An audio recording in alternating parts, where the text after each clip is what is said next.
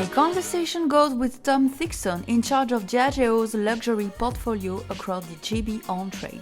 He explains his secret to build strong sales relationships. A lot of our competitors are excellent at what they do. They have a very good portfolio, they have very good team members, and they're very good. And I think where it comes back to the first point I was making is that people buy from people, and the relationship is very powerful in the industry.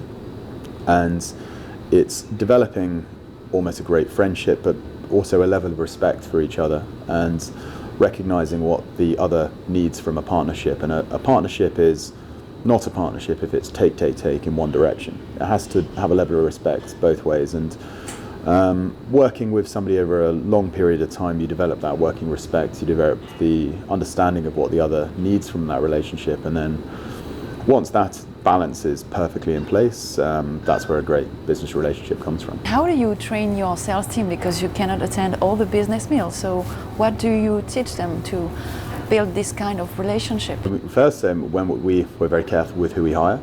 We spend a lot of time trying to find people that actually have amazing people skills. For me, that's the bedrock of what a great account manager is. But then again, it's we bring people to meetings initially, but a lot of the time I think you need to let people sink and swim. People will go and have a horrible business meeting. I know I have. I've made many mistakes across my learning process, and you quickly realize if you behave in a certain way, things are not going to go your way. You need to be respectful, you need to be understanding, you need to listen. We obviously have a very large training program within Diageo. We put a lot of energy and time into training our teams, both formally and then informally within a sort of like come and shadow us at this meeting sort of way. But again, I think real world experience is more valuable than any training. According to you, approximately how long does it take to build that kind of really good relationship? Sometimes you can have an instant connection with somebody. Sometimes you can really not get on when you first meet. But as I say, a great relationship often becomes a friendship. And again, Tony, you and I have known each other for a very long time and worked together very closely. And we often disagree, but I think that's a great thing because diversity of thought within a problem always drives a better outcome.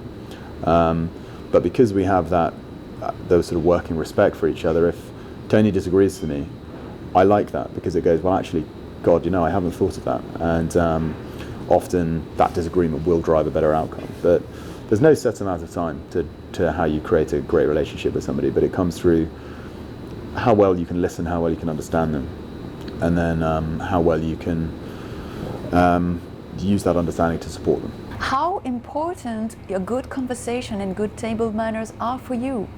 Would I care if somebody holds a fork differently for me? Not at all. I couldn't care less. If somebody was being rude, so somebody was talking over somebody, someone was being domineering of a conversation, someone was being disrespectful to the staff of the sites, that would bother me.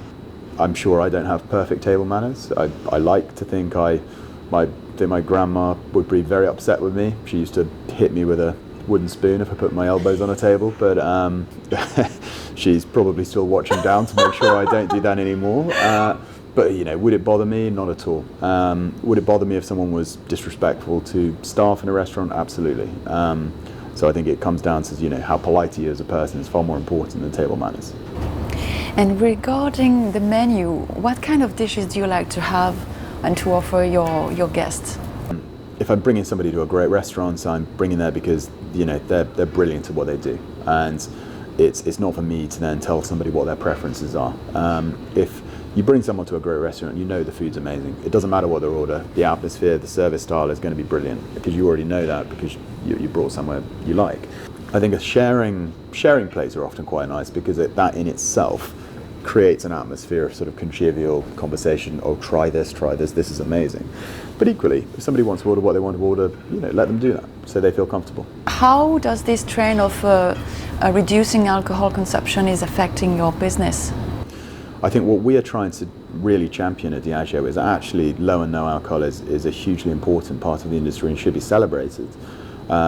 We have multiple 0% products which are doing very well. Guinness Zero is going incredibly well, Tanqueray Zero, Seedlip, Gordon Zero, Captain Morgan Zero. There's a very large list of non-alcoholic products, and they absolutely have their place on a menu. What we're trying to do is really dispel the "why are you going non-alc" conversation, because why should it matter? It shouldn't be the sort of very sort of like stayed in old thoughts of, oh, that person's driving or that person's pregnant. There could be many complicated reasons why somebody wouldn't want an alcoholic product. I often drink non-alcoholic exclusively all night because it's midweek and actually I want to reduce my level of alcohol, or I will be probably fit into a growing segment of people, moderators. So I'll go and have one alcoholic beer, then I'll have a non-alcoholic beer, then I'll have a gin and tonic, then I'll have a non-alcoholic spirit and mixer. So because I just want to moderate and I want to not feel too affected by alcohol, but I would like to enjoy my drinks. And actually, why am I in a restaurant, why am I in a bar? Is it to have an alcoholic drink or is it to have a conversation with somebody? It shouldn't matter what I'm drinking. So it's a very important part of the industry and one we absolutely support. What's the average share between alcoholic and non-alcoholic drinks? It's still a relatively small part of any outlet's spirits, but it is massively growing. It's growing incredibly quickly. So I think you asked that question in a few more years, it'll be a very prevalent part of any menu. At the moment, it is still, if there was 10 cocktails on menu, maybe 3 at the moment would be non-alcoholic. But that said, there are multiple brilliant restaurants, and Hakkasan, for example, really pioneered this, and their amazing team designs an incredible menu where actually the whole menu is non-alcoholic. If you take Sexy Fish, they've just done the same thing. So their menu is both alcoholic and non-alcoholic at the same time.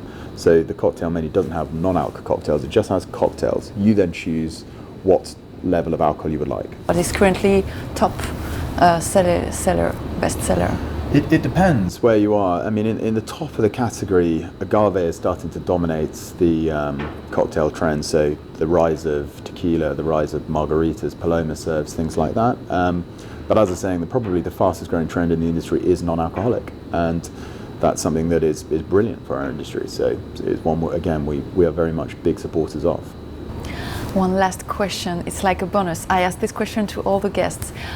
If you were a dish, a texture, or a taste, what would you be and why? Oh God, great question. If I was a dish, a texture, or a taste, interesting. I think I'm probably going to answer it with a bit of a non-answer, but something that again we teach when we're training people is you have to be brilliant at what we define as flexing your style. So if you're meeting one person who is, is very numerate and actually they work in a part of the business where actually they're going to be far more interested in numbers, or if you're meeting a marketeer where actually they want big picture thinking, big blue skies, you have to be a very different version of yourself. So depending on who I'm meeting, I'm probably a different dish, but I think that's a skill that we look to train. And I think it's not to say be untrue to who you are, but if you're meeting somebody who actually is really interested in conceptual blue sky thinking, probably don't turn up with a spreadsheet. But if you're meeting somebody who wants to be incredibly detailed about what they want to discuss, don't turn up with a mood board. Fantastic. Many thanks for your precious time, Tom. No, great. It was lovely to meet you. Thank you.